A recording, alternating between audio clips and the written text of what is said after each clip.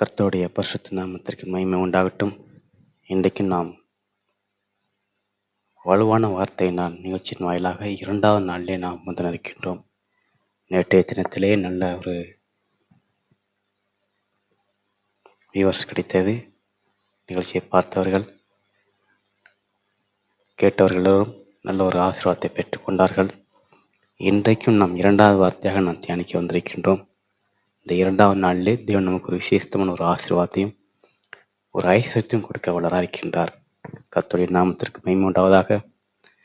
நாம் தினமும் அவருடைய சமூகத்திலே காத்திருக்கின்ற பொழுது நம்முடைய விசுவாசம் பூர்ணப்படும், நம்முடைய நம்பிக்கை உறுதிப்படும். இன்னைக்கு நாம் பார்க்க போகின்ற காரியம், கிறிஸ்துவ ஓட்டத்திலே தேவ மனிதன் எவ்வாறு கிறிஸ்துவோடு விசுவாசத்தில் நம்பிக்கையிலும் உறுதியாயிருக்கிறார் என்பதை குறித்து நாம் தியானிக்கப் போகின்றோம். நன்றாய் கவனிங்கள். கட்டாயம் வார்த்தை உங்களுக்கு பிரயோஜனமாக இருக்கும். ஒவ்வொரு நாளும் தேவனுடைய சமூகத்திலே நாம் தேவனுடைய வார்த்தையை தியானிக்க தியானிக்க தியானிக்க நாம் கிறிஸ்துக்குள்ளாக வளர்ந்து கொண்டே வருவோம். தேவனுடைய வார்த்தையை தியானிக்கின்ற பொழுது நம்முடைய ஆவி ஆத்மா சரீரம் முழுவதும் பலன் பெறும். அநேகருக்கு முன்பாக நாம் சாட்சிகளாய் நிற்க முடியும். விசேஷித தேவ கிருபை இன்றைய நாட்களில் தேவனுடைய வார்த்தையை கொண்டு நம்மை வலிமையாக்க போகின்றார். இந்த 40 நாள் தியானத்திலே ஒரு விசேஷ கிருபை, நல்ல ஆவிக்குரிய பலன், வசன பலன், அற்புதத்தின் பலன், அபிஷேகத்தின் பலன் என்று அநேக பலன்களை கொடுத்து தேவ மனிதர்களை உருவாக்கப் போகின்றார். அந்த நிகழ்ச்சியை காண்கின்றவர்கள் விசுவாசத்தோடு தொடர்ந்து நிகழ்ச்சியை பாருங்கள். 40 நாளும் ஒவ்வொரு வார்த்தை குறித்து நாம் தியானிக்கப் போகின்றோம். அந்த வார்த்தை உங்கள் வாழ்க்கையிலே வழியாகவும் சத்தியமாகவும் ஜீவனுமாய் இருக்கும் என்பதில் சந்தேகமில்லை. இன்றைக்கு நாம் பார்க்க போகின்ற ஒரு காரியம், சங்கீத புஸ்தகம் 16ஆம் அதிகாரம் 5-6 வசனங்களை நாம் பார்க்கின்ற பொழுது தேவனுடைய வார்த்தை நமக்கு இவ்வாறாக கற்றுக் கொடுக்கின்றது. கர்த்தர் என் சுதந்திரமும் என் பாத்திரத்தின் பங்குமானவர். என் சுதந்திரத்தை தேவரீர் காப்பாற்றுகிறீர். நேர்த்தியான இடங்களில் எனக்கு பங்கு கிடைத்தது. ஆம், சிறப்பான சுதந்திரம் எனக்கு உண்டு என்று சொல்லி நாம் பார்க்கின்றோம். ஹல்லேலூயா. கர்த்தர் என் சுதந்திரமும் என் பாத்திரத்தின் பங்குமானவர் என்று சொல்லி நாம் பார்க்கின்றோம். இன்னைக்கு தேவனுடைய பிள்ளையுடைய வாழ்க்கையிலே கர்த்தர் சுதந்திரத்தை கொடுக்கின்றார், கொடைகளை கொடுக்கின்றார், நல்ல ஒரு ஸ்தானத்தை கொடுக்கின்றார், சமூகத்தில் உயர்ந்த ஒரு அந்தஸ்தை கொடுக்கின்றார். இவையெல்லாம் கிறிஸ்துவானவர் தம்முடைய பிள்ளைகளுக்கு பார்த்து பார்த்து செய்கின்ற ஒரு ஆசீர்வாதம், ஒரு ஐஸ்வர்யம். கிறிஸ்துவின் ஐஸ்வர்யத்தையும் ஆசீர்வாதத்தையும் எவராலும் பிரித்து கொள்ள முடியாது. தேவன் ஒரு மனிதனை ஆசீர்வதித்து விட்டால் அவனிடத்திலிருந்து அதை பிடுங்கிக் கொள்ள மாட்டார். மாறாக, ஒருவேளை ஆசீர்வாதத்தை பெற்ற பின்பு அந்த மனுஷன் தேவனுக்கு புறம்பாக செயல்பட்டால் அந்த மனுஷனால் அந்த ஆசீர்வாதத்தை நேர்த்தியாய் சுதந்திரத்து கொள்ள முடியாது. அதான் நிகழ்சரமான ஒரு உண்மை. ஆகவே தேவனுடைய சமூகத்திலே அவருடைய வார்த்தையை புரிந்தவர்களாய் நாம் காணப்பட வேண்டும். தேவ ஜனத்தினுடைய விசுவாசத்தையும் நம்பிக்கையும் கண்டு அவர்கள் எவ்வாறாக கிறிஸ்தவ ஜீவியத்தில் காணப்படுகிறார் என்பதை பார்த்து அதன் பின்புதான் தேவன் அவர்களை ஆசீர்வதிக்க வல்லவராக இருக்கின்றார். நீங்கள் நன்றாய் புரிந்து கொள்ள வேண்டும். இன்னைக்கு அநேகர் வார்த்தை வந்தவுடனே என் வாழ்க்கையில் ஒரு மாற்றம் வந்துவிடும், நான் ஒரே நாளில் பெரிய ஜாம்பவானாக மாறுவேன் அப்படின்னு கற்பனை கட்டி கொண்டு வாழ்கின்றார்கள். அது போன்ற ஒரு எண்ணம், ஒரு ஏக்கம் நமக்குள்ளே இருக்கக்கூடாது. கிறிஸ்துவ என்பது பாடு என்று அர்த்தம், மெய் என்று பொருள். ஆகவே அதை புரிந்தவர்களாய் நாம் மிக கவனமாக இருக்க வேண்டும். கிறிஸ்துவ வாழ்க்கையிலே கிறிஸ்துவை ஏற்றுக்கொண்ட பிள்ளைகளுக்கு தினம் தினம் பாடுகள் உண்டு, துயரம் உண்டு, சஞ்சலம் உண்டு, தவிப்பு உண்டு. ஒவ்வொரு நாளும் விசுவாச போராட்டம் கட்டாயம் உண்டு. நம்முடைய விசுவாசம், நம்முடைய நம்பிக்கை கிறிஸ்துவுக்குள் உறுதியாய் நிற்கின்ற பொழுது நாம் ஜெயமாய் வாழ முடியும். கர்த்தர் அநேகருக்கு முன்பாக நம்மை சாட்சியாய் நிறுத்துவார். எல்லாருடைய கண்கள் காண நம்மை மேன்மையாய் வைப்பார். ஆகவே கிறிஸ்துவ ஓட்டத்திலே தேவன் கொடுக்கின்ற இந்த ஐஸ்வர்யமானது, கர்த்தர் என் சுதந்திரமும் என் பாத்திரத்தின் பங்குமானவர், என் சுதந்திரத்தை தேடி காப்பாற்றுகிறார். தேவன் தம்முடைய பிள்ளைகளுக்கு கொடுத்த சுதந்திரத்தையும் ஐஸ்வர்யத்தையும் அவர்கள் சீர்கட்டு போகாதபடி எவ்வளவு நேர்த்தியாய் பாதுகாத்து கொள்ள வேண்டுமோ அவ்வளவு நேர்த்தியாய் பாதுகாத்து வழிநடத்துகின்றார். தாவீது ராஜா அநேக ஆஸ்திகள் அந்தஸ்துகளை கொண்டிருந்தாலும் அவர் தான் செய்த தவறு நிமித்தமாக தடுமாறுகின்ற பொழுது தேவ மனுஷன் மூலமாக ஒரு எச்சரிப்பை கொடுத்து தேவனுடைய சமூகத்திலே மன்னிப்பு கேட்க வைத்து பின்பாக அவனுடைய ஆஸ்தி அந்தஸ்து எந்த விதமான சீர்கேடும் வராதபடி தேவன் பாதுகாத்துக் கொள்கின்றார். அதே போல யோபு தன் வாழ்க்கையிலே படாத பாடுகளை பட்டு அவ்வளவுதான் முடிந்துவிடுமோ என்று ஒரு கலக்கத்தோடு இருந்த சூழ்நிலையில் தேவன் அவனுடைய ஜீவியத்தை முன்பு இருந்ததை காட்டிலும் இரட்டத்தனையாய் ஆசீர்வதிப்பை நாம் காண முடியும். அதே போல இன்றைக்கு தேவன் உங்களுடைய வாழ்க்கையிலே அவர் பாத்திரத்தின் பங்கா இருக்கின்றார். அவர் உங்களுக்கு சுதந்திரத்தை கொடுக்கின்றார். நீங்கள் பெற்ற நன்மைகளை நீதிகளை எவருக்கு முன்பாகவும் இழந்து போக மாட்டீர்கள். உங்களுடைய ஐஸ்வர்யத்தையும் சம்பளத்தையும் எவராலும் பிடுங்கிக் கொள்ள முடியாது. சத்துருக்கள் உங்கள் முன்பாக எதிர்த்து வந்தாலும் அது யாராலும் அசைக்க முடியாது. அப்பேற்பட்ட மெய்தேவனாய கிறிஸ்து உங்களுடைய பங்காகவும் உங்களுடைய இரட்சகராகவும் உங்களுடைய காவலராகவும் இருக்கின்றார். அவரை விசுவாசியுங்கள், அவரை நம்புங்கள், உறுதியாய் பற்றிக் கொள்ளுங்கள்.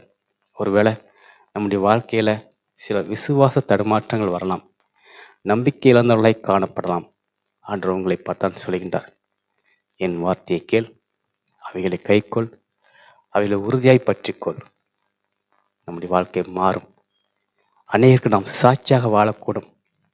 யார் யாரெல்லாம் நிந்தித்தார்களோ அவருடைய கண்கள் காண நம்மை ஒரு உயர்ந்த ஒரு அந்தஸ்திலே வைப்பார்.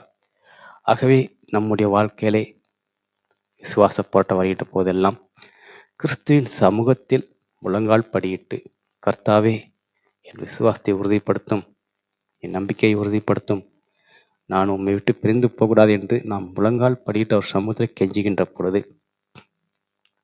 நம்முடைய அங்கலாப்பை காணுகின்ற தேவன் நம்மை ஆசீர்வதிக்க வல்லவராக இருக்கின்றார். ஆகவே கிறிஸ்து மீதுள்ள நம்பிக்கை, விசுவாசம் ஒருபோதும் குறைபட்டு போகாதபடி கிறிஸ்துக்குள்ள நாம் எவ்வாறு நம்முடைய ஜீவியத்தை பாதுகாத்து கொள்ள வேண்டுமோ அவ்வளவு பாதுகாத்து கொள்ள வேண்டும். இன்றைக்கு இருக்க காலகட்டத்திலே கிறிஸ்துவர்கள் அநேகர் இடறி போய் விழுவதை நாம் கண்கூடாக காண முடியும். எனக்கு தெரிந்த ஒரு நபர், கிறிஸ்துக்காக பக்தி வைராக்கியமாய் எழும்பின ஒரு நபர். நான் அவருக்கு முன்பாக ரட்சிக்கப்பட்டாலும் எனக்கு பின்பு அவர் ரட்சிக்கப்பட்டு அசுர வேகத்தில் கிறிஸ்துவ ஊழியத்திலே வளர்ந்து வந்ததை என்னால் காணக்கூடும். நான் ஆச்சரியப்படுகின்ற அளவிற்கு நன்றாக வளர்ந்து வந்தார். ஆனால் அவருடைய நம்பிக்கையும் அவருடைய விசுவாசமும் திசை மாறிய போது அங்கே காணப்பட்ட சூழல், செய்கின்ற செயலெல்லாம் தோல்வியை காணப்பட்டது. ஊழியத்தில் அடி வாங்கினார், வாழ்க்கையில் அடி வாங்கினார், விசுவாசம் அற்றுப்போனார். எவ்வளோ வேகமாக வளர்ந்தாரோ அதே வேகத்திலே கிறிஸ்துவை மறுதலித்தவராய் கிறிஸ்துவ வாழ்க்கையை விட்டு வெளியே சென்று விட்டார். இன்றைக்கு அந்த நபரிடம் கிறிஸ்துவை குறித்து பேசினாலோ ஞாபகப்படுத்தினாலோ முதலாவது அவருக்கு வருகின்ற ஒரு எண்ணம் கோபம், எரிச்சல், ஒரு மீன் வார்த்தை. காரணம், நம்முடைய அஸ்திபாரம் கிறிஸ்து என்பதை மறந்தவர்களாய் பசு எப்படி மேய்ப்புல் மேய்கின்றதோ அதே போல மேய்ப்புல் மேய்ந்து கொண்டு நாம் கிறிஸ்துவத்தில் வாழ்ந்துவிட்டோம் என்று எண்ணி தனக்குத்தானே ஒரு கோட்டையை கட்டுகின்ற பொழுது அங்கே அஸ்திபாரம் ஸ்ட்ராங்காக இல்லாமல் பில்டிங் மொத்தமாக விழுந்து விடுகிறது. அதே போல இவர்கள் நமக்கு அஸ்திபாரம் கிறிஸ்துதான் என்பதை மறந்தவர்களாய் தன் சுய பலத்தில், சுய சிந்தனையில், சுய ஜபத்தில் ஓடிய பொழுது அங்கே விசுவாசம் அற்றவர்களாய் கீழே விழுந்து தன்னுடைய சுதந்திரத்தையும் பாத்திரத்தையும் நம்பிக்கையும் விசுவாசத்தையும் இழந்து போனார்கள். நல்ல ஒரு ஆசீர்வாதத்தை தேவன் கொடுத்திருந்தார், நல்ல ஒரு வாழ்க்கையை தேவன் கொடுத்திருந்தார், அழகான ஒரு வேலையை கொடுத்திருந்தார். எல்லாவற்றையும் நம்பிக்கை தளர்ந்து, விசுவாசம் தளர்ந்து, மாறாக இந்த பிரமாணமே தவறு என்ற எண்ணம் அவர்களை வருகின்ற பொழுது எல்லாவற்றையும் இழந்தவராய் காணப்படுகின்றார். அன்புக்குரிய தேவ ஜனமே, இன்றைக்கு நீங்கள் சிந்தித்து பாருங்க, கிறிஸ்துவுக்காக என் ஓட்டம் எப்படி இருக்கு? நான் கிறிஸ்துவுக்காக உண்மையாக ஓடுறானா இல்லை பொய்யாய் ஓடுறானா? சிந்தித்து பாருங்கள். இன்றைக்கு ஆண்டவர் உங்களை ஆஸ்வதிக்க விரும்புகின்றார். அவர் உங்களை நேர்ச்சியாய் ஆசிக்க விரும்புகின்றார். இந்த உலகத்தில் உள்ள சுதந்திரத்தை எல்லாம் உங்களுக்கு கொடுக்க விரும்புகின்றார். இந்த உலகத்தில் இருக்கின்ற அத்துணை ஐஸ்வர்யத்தின் பங்குகளையும் உங்களுக்கு கொடுக்க உதவுகின்றார். அந்த உலகத்தில் இருக்கின்ற எல்லா கொடைகளையும் உங்களுக்கு கொடுக்க ஆயத்தமாக இருக்கின்றார். ஆனால் நான் எப்படி இருக்கேன்? சிந்தித்து பாருங்க. எனக்கும் தேவனுக்குள்ள அந்த விரிசல், அந்த உறவு எப்படி இருக்கு பாருங்க. தேவனோடு கூட நீங்கள் நெருங்கி இருக்கீங்களா அல்லது விரிவுபட்டு காணப்படுறீங்கன்னு சிந்தித்து பாருங்க. நீங்கள் அதையெல்லாம் சிந்தித்து பார்த்தீங்கன்னு சொன்னால் கட்டாயம் உங்கள் வாழ்க்கையிலே கிறிஸ்துவ குறித்து ஒரு நல்ல ஒரு வெளிச்சம் பிறக்கும், நல்ல சிந்தனை பிறக்கும். ஒவ்வொரு நாளும் தேவைய சமூகத்தை நாம் வாழ்கின்ற போது நம்மை நாமே நிதானித்து பார்க்க வேண்டும். இன்றைக்கு தேவன் கொடுத்த வார்த்தை நிமித்தமாக என் வாழ்க்கையிலே நடந்த கனி என்ன என்பதை நாம் நினைத்து பார்க்க வேண்டும். இன்றைக்கு நான் கிறிஸ்தவ வாழ்க்கையில் கிட்டத்தட்ட 2008ஆம் ஆண்டிலிருந்து நான் கிறிஸ்துவோடு பயணித்து வருகின்றேன். நான் படாத பாடுகள் இல்லை. வேதனை, கலக்கம், சஞ்சலம், அவமானம். எனக்கு ஏற்பட்ட அவமானங்கள்லாம் பார்த்தீங்கன்னா தலை வெடிச்சுப்போம். அந்த அளவுக்கு ஏற்பட்ட அவமானங்கள். இந்த கிறிஸ்து வேண்டாம், விட்டு விட்டு போயிடலாம் அப்படின்ற தருணத்தில் நான் வாழ்ந்து வந்திருக்கிறேன். ஆனால் ஆண்டவர் ஒருபோதும் என்னை கைவிடவில்லை. காரணம், நம்மை உண்மையாக நம்புகின்ற ஜனங்களை தேவன் ஒருபோதும் கைவிட மாட்டார். எத்தனை பாடுகள் வந்தாலும் சரி, எத்தனை நிந்தனைகள் வந்தாலும் சரி, தேவன் அவர்களை கரம் பிடித்து தூக்க வல்லவராக இருக்கின்றார். இன்றைக்கு உங்கள் கூட இருக்கிறவங்க, உங்கள் உறவினர்கள், நண்பர்கள், மாயமான கோல் சொல்கின்ற நட்புகள், இவையெல்லாம் உங்கள் கூட இருந்து உங்கள் விரோதமாய் செயல்பட்டாலும் நீங்கள் கிறிஸ்துவுக்குள் உறுதியாக இருக்கின்ற பொழுது இவை எல்லாவற்றையும் தகர்த்தெறிந்து தேவன் உங்களை அவருடைய கண்களுக்கு முன்பாக மேன்மையாக வைக்க விரும்புகின்றார். இந்த உலக சிற்றுமை மாத்திரமல்ல, இந்த உலகத்தில் இருக்கின்ற அத்தனை ஐஸ்வர்யத்தையும் கொடுத்து உங்களை அவர்கள் கண்களுக்கான மேன்மையாக வைக்க விரும்புகின்றார். தேவனால் கூடாத காரியம் ஒன்றுமில்லை என்று சொல்லி தேவனுடைய வார்த்தை சொல்கின்றது. அந்த தேவன் தான் சொல்கின்றார், நம்முடைய சுதந்திரத்தையும் பாத்திரத்தின் பங்கையும் கொடைகளையும் காக்க வல்லவராக இருக்கிறார் சொல்லி. அதற்கு அடுத்த வசனத்தை பாருங்க. நேர்த்தியான இடங்களில் எனக்கு பங்கு கிடைத்தது, ஆம் சிறப்பான சுதந்திரம் எனக்கு உண்டு என்று சொல்லி. நேர்த்தியான இடங்களில் எனக்கு பங்கு கிடைத்தது என்று சொல்லி. நீங்கள் கிறிஸ்துவை முன்வைத்து கிறிஸ்துவை நம்பி கிறிஸ்துவுக்காக நீங்கள் ஓடுகின்ற பொழுது அடைக்கப்பட்ட வாசலும் திறந்து காணப்படும். எங்கே இவர்கள் தேவையில்லை, இவர்கள் வேண்டாம் என்று ஒரு கூட்ட ஜனங்கள் எழும்பினார்களோ அதே இடத்தில் தேவன் உங்களை போக செய்து அங்கே சமாதானத்தை ஏற்பட செய்து உங்களுக்கு ஒரு திறந்த வாசலை உங்களுக்கு முன்பாக வைத்து அங்கே சுதந்திரத்தை கொடுக்க தேவன் உள்ளவராக இருக்கின்றார். ஹல்லேலூயா. இழந்து போனதை தேடவும் ரட்சிக்கவுமே கிறிஸ்து இயேசு இந்த உலகத்திற்கு வந்தார் என்று சொல்லி நாம் பார்க்கின்றோம். அந்த தேவன் தான் சொல்கின்றார், நீங்கள் எங்கெல்லாம் போகின்றீர்களோ நேர்த்தியான இடங்களுக்கு சென்று அங்கு ஒரு பங்கு கிடைக்க செய்து சிறப்பான ஒரு சுதந்திரத்தை உங்களுக்கு உண்டு பண்ணுகின்றார். அந்த தேவன் உங்களுக்கு ஆலோசனை கர்த்தராகவும் வளமுள்ள பிதாகவும் நித்திய தேவனாகவும் சமாதான பிரபுவாகவும் இருந்து உங்களை வழிநடத்துகின்றார். இன்றைக்கும் ஆண்டவர் உங்களுக்கு கொடுக்கின்ற ஒரு அழகான ஒரு வாக்குத்தத்தம். நேர்த்தியான இடங்கள் எனக்கு பங்கு கிடைத்தது, ஆம் சிறப்பான சுதந்திரம் எனக்கு உண்டு என்று சொல்லி. நீங்கள் என்னெல்லாம் ஆசைப்படுறீங்களோ, நீங்கள் எதெல்லாம் முயற்சி செய்கின்றீங்களோ, நீங்கள் எதெல்லாம் விரும்புகின்றீர்களோ அதை இன்றைக்கு தேவன் உங்களுக்கு கொடுக்க வல்லவராக இருக்கின்றார்.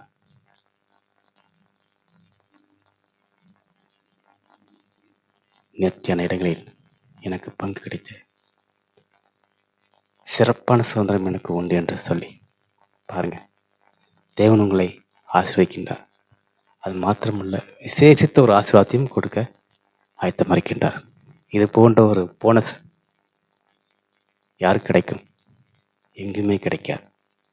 கிறிஸ்துவை நம்பி வந்த ஜனங்கள் ஒருபோதும் வெட்கப்பட்டு போனதில்லை. தேவனுடைய பிள்ளைகள் செங்கல்லை கடந்து போகின்ற பொழுது செங்கல் இரண்டாக பிளந்தது. அதே போல இன்றைக்கு உங்கள் வாழ்க்கையிலே தடைப்பட்ட காரியங்கள், இந்த காரியத்தினால் உங்களுக்கு மன நிம்மதியோ சந்தோஷமோ சமாதானம் இல்லை என்றால் இன்னைக்கு அந்த பிரச்சனையை உங்களுக்கு ஆட்டோமேட்டிக்கா ரெண்டாக பிளந்து உங்களுக்கு வழிவாசலை திறந்து கொடுக்கும். யார் உங்களை வெறுத்தார்களோ அவர்களே உங்களுக்கு ஒரு இதயத்தை திறந்து கொடுத்து ஒரு வழிவாசலை ஏற்படுத்தி கொடுப்பார்கள். எந்த இடத்தில் நீங்கள் நொறுக்கப்பட்டு காணப்பட்டீர்களோ அந்த இடத்திலே தேவன் உங்களுக்கு உயர்ந்த ஒரு அந்தஸ்தை கொடுப்பார். எவரும் கிரகிக்க முடியாத அளவிற்கு தேவன் உங்களை உயர்ந்த ஒரு உன்னதத்தில் வைக்க விரும்புகிறார். நேர்த்தியான இடங்கள் எனக்கு பங்கெடுத்தது. ஆமாம், சிறப்பான சுதந்திரம் எனக்கு உண்டு என்று சொல்லி ஆசீர்வாதத்தையும் கொடுக்கின்றார், அதோடு கூட ஐஸ்வர்யத்தையும் கொடுக்கின்றார். எவ்வளோ பெரிய ஒரு கிஃப்ட் பார்த்தீங்களா? இன்னைக்கு இந்த நாளில் 2ஆம் நாளில் வலுவான வார்த்தை நிமித்தமாக தேவன் நமக்கு கொடுக்கின்ற ஒரு ஆரோக்கியமான ஒரு வார்த்தை, நேர்த்தியான சுதந்திரமும் சிறப்பான ஒரு சுதந்திரம் கிடைக்க கிருபை செய்கின்றார். ஆகாது என்று தள்ளப்பட்ட கல்லே மூளைக்கு தலைக்கல்லாயிற்று என்று சொல்லி தேவனுடைய வார்த்தை நமக்கு சொல்கின்றது. அதே போல இன்றைக்கு உங்களை வெறுக்கின்ற ஜனங்கள், புறம்பே தலைகின்ற ஜனங்கள், இவனை இனிமேல் உள்ள விடக்கூடாது, இவனுக்கு விரோதமாக எழும்புங்க அப்படின்னு கூட்டம் கூடுகின்ற ஜனங்கள் எல்லாருக்கும் மத்தியிலும் தேவன் உங்களுக்கு ஒரு வழியை உண்டு பண்ண செய்கின்றார். விசேஷித்த ஆசீர்வாதத்தையும் அங்கே ஏற்படுத்துகின்றார். ஹல்லேலூயா. கிறிஸ்துவுக்கு நமக்கு ஒரு பங்கு உண்டுங்க. நாம் அவருடைய பிள்ளை, அவர் நம்முடைய தேவன். அந்த பங்கு யாராலையும் பிரிக்கக்கூடாது. அந்த பங்கு தடைப்பட்டு போகக்கூடாது. அந்த பங்குல எந்த விதமான விரிசல் வரக்கூடாது. அதை நாம் நேர்த்தியாய் பாதுகாத்து கொள்ள வேண்டும். நேர்த்தியாய் புரிந்தவர்களை வாழ கற்றுக்கொள்ள வேண்டும். இன்னைக்கு அந்த விசுவாசம், அந்த நம்பிக்கை, அந்த ஏக்கம் உங்கள் வாழ்க்கையில் காணப்படும் என்று சொன்னால் கட்டாயம் நீங்கள் தேவனுடைய ஐஸ்வர்யத்தையும் சம்மதத்தை பெற்றுக்கொள்ளும் சந்தேகம் இல்லை. அவரை விசுவாசிங்கள், அவர் இருளாய் பற்றி கொள்ளுங்கள். உங்கள் வாழ்க்கை நல்லதொரு வெளிச்சத்தை காணும், நல்லதொரு சமாதானத்தை பெற்றுக்கொள்ளும். நீங்கள் தலைமுறை ஆசீர்வாதத்தையும் மைசத்தையும் பெற்றுக்கொள்ளும் சந்தேகம் இல்லை. உங்கள் நம்பிக்கை, உங்கள் விசுவாசம் கிறிஸ்துவை சார்ந்திருக்கின்ற பொழுது நீங்கள் ஒரு ஜெயமான ஒரு வாழ்க்கையை வாழ முடியும். உங்கள் நம்பிக்கையும் விசுவாசம் கிறிஸ்துவை விட்டு பிரிந்து போகாதபடி பாதுகாத்து கொள்ள கவனமாயிருங்கள். யார் என்ன சொன்னாலும் செய்தி, கிறிஸ்துவுக்காக பக்தி வைராக்கியமாக ஓடுகின்ற அந்த விசுவாச போராட்டத்தை நீங்கள் கற்றுக்கொள்ளுங்கள். எத்தனை தடைகள் வந்தாலும் சரி, தேவன் உங்கள் கொம்பை உயர்த்துவார். யார் என்ன சொன்னாலும் சரி, எவராலும் உங்களுடைய விசுவாசத்தின் நம்பிக்கை உடைக்கவே முடியாது. நாளுக்கு நாள் நீங்கள் கிறிஸ்துவோடு சஞ்சரிக்க கற்றுக்கொண்டீர்கள் என்று சொன்னால் உங்கள் விசுவாச நம்பிக்கை பெருகும். அந்த அனுபவத்தில் வாங்க. தாவீது ராஜா எப்படி தேவனுடைய சமூகத்தில் சவுலுக்கு பயந்து ஓடிய போது எங்கெங்கெல்லாம் சென்றார் அங்கெல்லாம் தேவன் நோக்கி முன்வைத்து அவரை நோக்கி தான் ஓடினார். வெறுமணிக்கு அவருக்கு பயந்து ஓடல. தாவீது ராஜா ஒரு வீரன், அவர் ஒரு போர் சேவகன், அவ்வளோ பெரிய கோலியாத்தை வென்ற ஒரு வீரன். சவுலை ஏமாத்திரம் ஒரே ஒரு காரணம் தான், தேவனால் அபிஷேகம் பண்ணப்பட்ட மனுஷன். அந்த ஒரு காரணத்துக்காகத்தான் தாவீது ராஜா சவுலை கண்டு விலகி ஓடினார். இல்லைன்னா அன்னைக்கு கோலியாத்தை அடித்து வீழ்த்துற மாதிரி சவுலை அடித்து வீழ்த்துக்கு போயிட்டே இருப்பார். ஆனால் அவர் அப்படி செய்யவில்லை. ஏன் தெரியுமா? அவரும் கிறிஸ்துவும் சஞ்சரித்தார்கள். ஒவ்வொரு நாளும் அந்தி சந்தி மத்தியான வேலை என்று சொல்லி சமூகத்தில் ஒவ்வொரு நாளும் காத்திருந்து ஜெபித்தார். அந்த ஜெபத்தின் பலன் தான் அவரை தவறுக்குள்ளாக நடத்தாமல் தேவ மனுஷர் எந்த விதமான குற்றத்தையும் செய்துவிடக்கூடாது என்று எண்ணி விலகி ஓடினார். இல்லைன்னா அன்னைக்கே கோலியாத்துக்கு குளங்கள் விட்ட மாதிரி தாவீது ராஜா ஒரு குளங்கள் விட்டிருப்பார். ஒரு நல்ல போர் சேவகன், எதுவுமே சொல்கின்றது. ஆகவே தேவனுடைய மனிதன் எந்த விதமான பாவத்துக்கு இடம் கொடுக்கக்கூடாது என்றுதான் தாவீது ராஜா ஓடி ஒளிந்தாரே ஒழிய அவருக்கு பயந்து அல்ல, கிறிஸ்துவுக்கு பயந்து ஓடி ஒளிந்தார். எங்கே தேவ மனுஷன் நம்மை கொண்ட நிமித்தமாக அந்த இரத்த பலிக்கு ஆளாகி விடுவாரோ என்று பயந்து அவரும் நல்லா இருக்கும் நான் நல்லா இருக்கும் என்று எண்ணி பயந்து ஓடினார். அந்த நம்பிக்கை, அந்த விசுவாசம் தான் தேவனுடைய சமூகத்தில் தாவீது ராஜாவுக்கு ஒரு விடுதலை கிடைத்தது. பிற்பாடு சவுலுடைய மரணம் காணப்பட்டது. அங்கே கூட சவுலை கொன்றவனை தாவீது போய் பழி வாங்குறாரு. பாருங்க, எவ்வளோ பெரிய தேவன், தம் பிள்ளைகளுக்காக கதறுகின்ற தேவன். இன்றைக்கு அந்த தேவன் உங்களுக்காகவும் எனக்காகவும் கதறுகின்றார். என் மகனே, என் மகளே, என் மீது உள்ள நம்பிக்கை, என் மீது உள்ள விசுவாசம் ஒருபோதும் குறைபட்டு போகாதபடி விழித்திருங்கள், ஜெபத்திலே உறுதியாக தடுத்திருங்கள், காத்திருங்கள். நிச்சயமாக அதற்கான பலனை நீங்கள் பெற்றுக்கொள்வீர்கள், சந்தேகம் இல்லை. நாம் ஜெபிக்கலாம். அன்பு நிறைந்த நல்ல ஆண்டவரே, இந்த நாட்களில் சுவாமி கர்த்தாவே, நீர் கொடுத்த அருமையான வாக்குத்தத்திற்காக நன்றி சுவாமி. கர்த்தர் சுதந்திரம் என் பாத்திரத்தின் பங்குமானவர். என் சுதந்திரத்தை தேவரீர் காப்பாற்றுகிறீர். நேர்த்தியான இடங்களில் எனக்கு ஒரு பங்கு கிடைத்தது. ஆம், சிறப்பான சுதந்திரம் எனக்கு கிடைத்தது சுவாமி. நீங்கள் தான் தகப்பனே, எல்லாமே செய்து கொடுத்தீங்க. உண்மை விட்டு எனக்கு வேறு யாருமே இல்லை தகப்பனே. நீங்கள் தான் என் பங்கு, நீங்கள் தான் என் சுதந்திரம், நீங்கள் தான் எனக்கு நேர்த்தியான ஒரு பாத்திரம். எல்லா விதமான கொடைகளையும் கொடுத்த தேவன் நீர் ஆண்டவரே. உண்மை விட்டு நான் எங்கே போக முடியும்? எனக்கு யார் இருக்கா தகப்பனே? இன்னைக்கு என்னுடைய அழுகையை பார்க்க யார் இருக்கா? என் கண்ணீரை காண யார் இருக்கா? என்னுடைய இருதயத்தின் இயக்கத்தை புரிந்து கொள்ள யார் இருக்கா தகப்பனே? உண்மை விட்டு எனக்கு யார் உண்டு ஆண்டவரே? இன்னைக்கு என் இதயத்தில் வாங்க. இதுவரை நான் ஒழுக்கமில்லாத நடந்து கொண்டேன். இனி ஒரு நாட்கள்ல கத்தாவே உமக்காக ஒழுக்கத்தோடும் நேர்த்தியாக உண்மையை வாழ எனக்கு கற்றுக் கொடுங்க சாமி. தகப்பனே, நான் பாவப்பட்ட வாழ்க்கை வாழ்ந்தது போதும், துக்கமான ஒரு வாழ்க்கை வாழ்ந்தது போதும். இனி ஒரு நாட்களை கிறிஸ்துவுக்காக பக்தி வைராக்கியமாக எழும்புகின்ற ஒரு அனுபவம், ஒரு ஆச்சரியமான ஒரு அபிஷேகத்தை கொடுத்து இந்த சமூகத்தை உயர்ந்த ஒரு அந்தஸ்தை வைங்க தகப்பனே. தகப்பனே, எனக்காக அல்ல, உங்களுடைய ஊழியத்தை எங்கெல்லாம் கொண்டு செல்ல வேண்டுமோ அங்கெல்லாம் கொண்டு செல்ல முடியும் தேவ மனிதர்களை விசேஷத்த ஒரு அபிஷேகத்தை கொடுத்து ஆசீர்வதிக்கின்ற சேர்க்கின்ற ஒரு ஊழியக்காரனாய் உடைய பிள்ளைகளை மனதார ஆசைக்கின்ற தகப்பனே. இந்த நிகழ்ச்சியை பார்க்கின்ற கேட்கின்ற ஜனங்கள் அபரிதமாய் ஆசீர்வாதத்தை பெற்றுக்கொள்ளாத தகப்பனே. நேர்த்தியான இடங்களிலே அவர்களுக்கு சுதந்திரத்தையும் பாத்திரத்தின் பங்கையும் கொடுத்து ஆசீர்வதிக்க முடியாது சேர்க்கின்ற தகப்பனே. எங்க எல்லாம் அவர்கள் துக்கப்பட்டு காண அந்த இடத்துல நீங்க உயர்த்த முடியாது சேர்க்கின்ற தகப்பனே. அடைப்பட்ட வாசல் திறப்பதாக, தடைப்பட்ட காரியங்கள் நடப்பதாக, ஆகாது என்று தள்ளப்பட்ட கலையை மூளைக்கு தலைக்கல்லாற்றி சொல்வது போல அந்த வார்த்தையினுடைய சுவாமி என் பிள்ளைகளுக்கு தலைக்கல்லான ஒரு வாழ்க்கை கொடுப்பீராக. விசேஷித்த ஒரு ஆசீர்வாதத்தை கொடுத்து ஆசீர்வதிப்பதாக. திருமண காரியங்கள் ஒழுங்காவதாக, தடைப்பட்ட வாழ்க்கை இணைந்து காணப்படுவதாக, கற்பத்தின் கனி கிடைப்பதாக. ஆண்டவரே, பாடுகள் சஞ்சனம் எல்லாம் மாறுவதாக, வியாதிகள் சுகம் பெறுவதாக தகப்பனே. சுவாமி, இன்றைக்கு பிறந்த நாள் திருமண நாள் கொண்டாடுகின்ற ஒவ்வொரு சின்னத்திற்காக ஆசைக்கிறேன். மனதார அவர்களை வாழ்த்துகின்றேன், ஆசைக்கின்ற தகப்பனே. தொடர்ந்து இந்த நிகழ்ச்சியை பார்க்கிற ஒவ்வொரு ஜனமும் அபிஷேகத்தையும் ஆசிரியத்தையும் அதற்கான பங்கையும் பெற்றுக்கொள்ள உதவி செய்யுங்க தகப்பனே. இந்த வலுவான வார்த்தை நிமித்தமாக அவர்கள் ஆவிக்குரிய வாழ்க்கையில நல்ல வலிமை பெற உதவி செய்யுங்க தகப்பனே. இந்த 40 நாள் ஜெபக்கூட்டத்தில் தகப்பனே சுவாமி விசேஷித்தமான வல்லமையும் வலிமையும் பெற்றுக்கொள்ள உதவி செய்யுங்க தகப்பனே. வார்த்தை நிமித்தமாக ஆவி ஆத்ம சரதம் முழுவதும் வலிமையும் வார்த்தை நிமித்தமாக வல்லமையும் பெற்றுக்கொள்ள உதவி செய்யுங்க தகப்பனே. தடைகள் மாறட்டும், எல்லா விதமான தடைகள் மாறட்டும். எங்களுக்கு விரோதமாக எழுமிட எல்லா விதமான சத்துருவின் போராட்டம் நீங்குவதாக தகப்பனே. இயேசுவின் நாமத்தில் ஜெபிக்கிற நல்ல பிதாவே, ஆமென்.